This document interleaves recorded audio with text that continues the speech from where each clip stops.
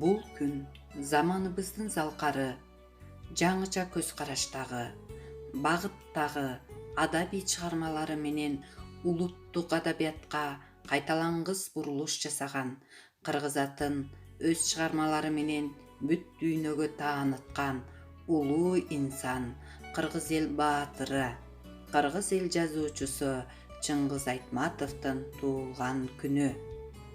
Жана муну менен катар оозеки чыгармачылык менен профессионал адабияттын ортосунда арасат калган кыргыз поэзиясын жаңыча багытка алып чыккан, чыныгы профессионалдык деңгээлге чыгуусуна өз салымын кошуп кеткен.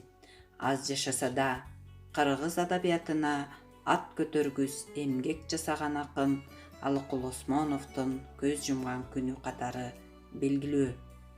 Мына ушул эки символикалуу датаны эске алуу менен 2011 жылдын 28 январында Кыргыз Республикасынын Жогорку Кеңешинин атайын токтому аркылуу 12 декабрь улуттук адабият күнү деп кабыл алынган. Адабият бүткүл дүйнөдө жашаган бардык элдер үчүн жалпы улуттук жана дүйнөлүк баалуулук болуп саналат.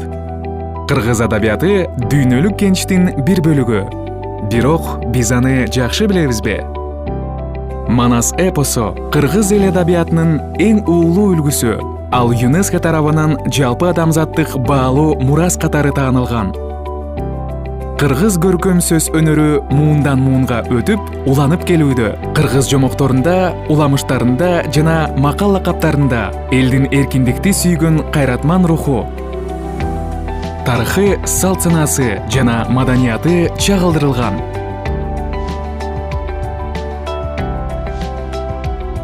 Кыргыз көркөм сөзү ар кайсы доордо жаралган чыгармалар аркылуу өнүгүп, баюу жолунда.